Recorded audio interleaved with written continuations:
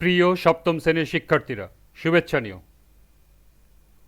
আজকে আমি তোমাদের বাংলা বইয়ের পঞ্চম অধ্যায় বুঝে পড়ি, লিখতে শিখি এর 101 পৃষ্ঠার থেকে বিভিন্ন প্রশ্ন ও ছকের সমাধান করে দেব। প্রথমে তোমাদের বলবো, যারা আমার চ্যানেলটি সাবস্ক্রাইব করো নাই তারা আমার চ্যানেলটি সাবস্ক্রাইব করবে এবং আমার সাথে থাকবে। তাহলে চলো আমরা ক্লাস শুরু করি। 101 পৃষ্ঠার প্রথমে আছে তথ্য বিশ্লেষণ। কতকাল ধরে লেখাটির প্রায় পুরো অংশে লেখক এই অঞ্চলের প্রাচীন যুগের সংস্কৃতির পরিচয় দিয়েছেন।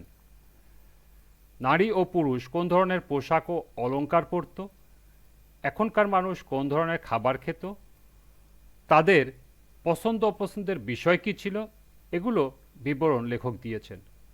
এই বিবরণ দিতে গিয়ে লেখককে বিভিন্ন ধরনের তথ্য বিশ্লেষণ করতে হয়েছে। এরপর আছে উপাত্ত বিশ্লেষণ। ছক বা সারণীতে যেসব সংখ্যা বা বিষয় থাকে সেগুলোকে বলে উপাত্ত। লক্ষ্য করো, এখানে উপাত্তের সংজ্ঞা দেয়া আছে। উপাত্ত বিশ্লেষণের মাধ্যমে তথ্য পাওয়া যায়। নিচের ছকে কিছু উপাত্ত আছে।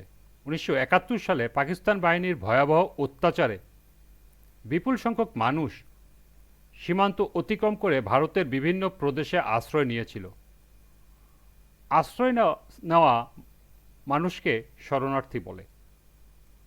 তাদের জন্য বহু সংখ্যক আশ্রয়কেন্দ্র নির্মাণ করা হয়েছিল। এই ছকে উপাত্ত হিসাবে আশ্রয়কেন্দ্র ও শরণার্থীর সংখ্যা তুলে ধরা হয়েছে। এখানে লক্ষ্য করে একটা ছক দেওয়া আছে, ছকে কিছু তথ্য দেওয়া আছে। ভারতের বিভিন্ন প্রদেশের নাম, আশ্রয়কেন্দ্রের সংখ্যা, শরণার্থীর সংখ্যা। যেমন পশ্চিমবঙ্গে আশ্রয়কেন্দ্রের সংখ্যা 492টি, শরণার্থীর সংখ্যা 72,35,916 জন। ত্রিপুরার আশ্রয়কেন্দ্রের সংখ্যা 276টি, শরণার্থীর সংখ্যা 13,81,649 জন। মেঘালয়ে আশ্রয়কেন্দ্রের সংখ্যা 17টি, শরণার্থীর সংখ্যা 6,67,986।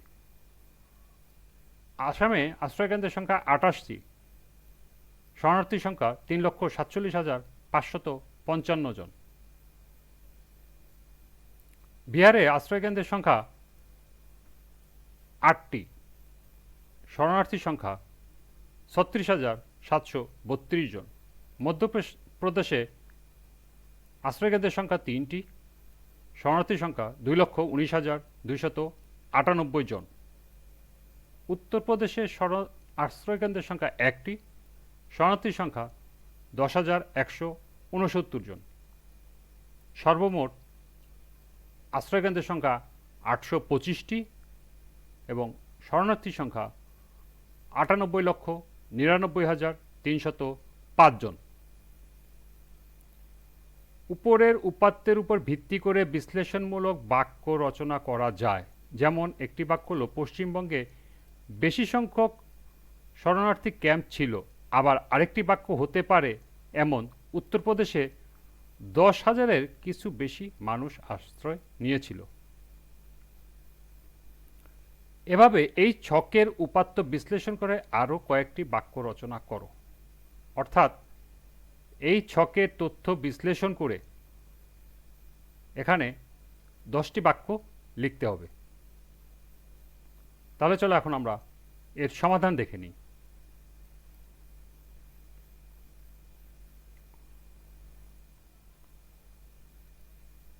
এক, ছকে বাংলাদেশে মুক্তিযুদ্ধ চলাকালে ভারতের 7টি ভিন্ন ভিন্ন প্রদেশে কতগুলো শরণার্থী আশ্রয়কেন্দ্র ছিল এবং কেন্দ্রগুলোতে শরণার্থীর সংখ্যা কত ছিল তা উল্লেখ করা হয়েছে। 2, সবচেয়ে বেশি আশ্রয়কেন্দ্র ছিল পশ্চিমবঙ্গে এবং সংখ্যাটি হল 492।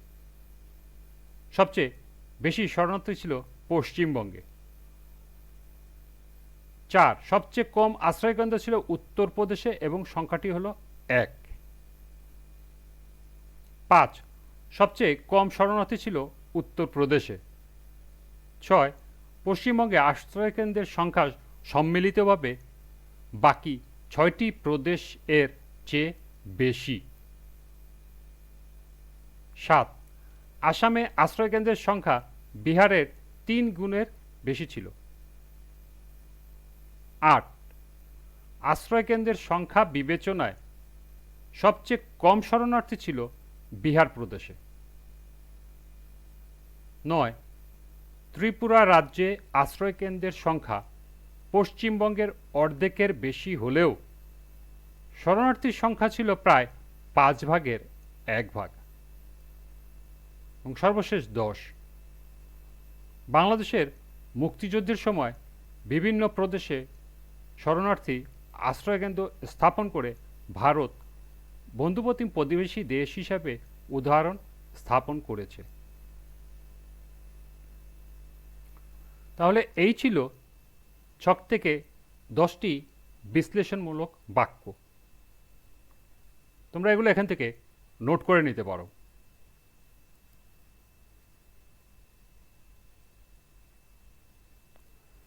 এরপর আরেকটি কাজ দেওয়া আছে। উপরে লেখা বিশ্লেষণমূলক বাক্যগুলোর ভিত্তিতে একটি অনুচ্ছেদ তৈরি করো। লেখার শুরুতে একটি শিরোনাম দাও।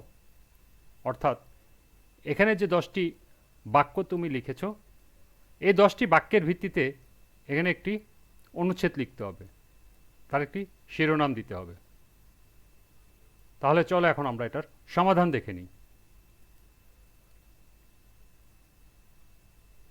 শিরোনাম: বাংলাদেশের মুক্তিযুদ্ধে ভারতের অবদান। বাংলাদেশ মুক্তিযুদ্ধে ভারত ছিল অকৃত্রিম বন্ধুরাষ্ট্র। মুক্তিযুদ্ধকালে ভারত সরকার বাংলাদেশের বিভিন্ন সীমান্তে শরণার্থী আশ্রয়কেন্দ্র নির্মাণ করে দেয়। ভারতের 7টি প্রদেশে সর্বমোট 825টি শরণার্থী আশ্রয়কেন্দ্র নির্মিত হয়। পশ্চিমবঙ্গ, ত্রিপুরা, আসাম, মেঘালয় ও মধ্যপ্রদেশে প্রধান প্রধান আশ্রয়কেন্দ্র গড়ে উঠেছিল। ভারতের বিভিন্ন শরণার্থী আশ্রয়কেন্দ্রগুলোতে প্রায় 1 কোটি মানুষ আশ্রয় নিয়েছিল। পশ্চিমবঙ্গে সবচেয়ে বেশি সংখ্যক শরণার্থী আশ্রয় নিয়েছিল। পশ্চিমবঙ্গের পর সবচেয়ে বেশি সংখ্যক শরণার্থী আশ্রয়কেন্দ্র ছিল ত্রিপুরায়। অন্যদিকে মধ্যপ্রদেশে 3টি শরণার্থী আশ্রয়কেন্দ্র ছিল। উত্তরপ্রদেশে সবচেয়ে কম সংখ্যক শরণার্থী আশ্রয়কেন্দ্র ছিল। মধ্যপ্রদেশের আশ্রয়কেন্দ্রের তুলনায় শরণার্থীর সংখ্যা ছিল অধিক। তাহলে এই ছিল বিশ্লেষণমূলক অনুচ্ছেদ তৈরি।